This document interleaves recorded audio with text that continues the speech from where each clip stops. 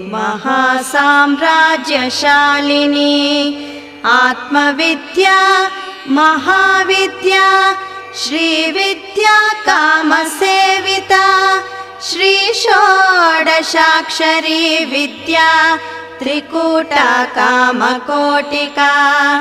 कटाक्ष किङ्करी भूतकमला कोटिसेविता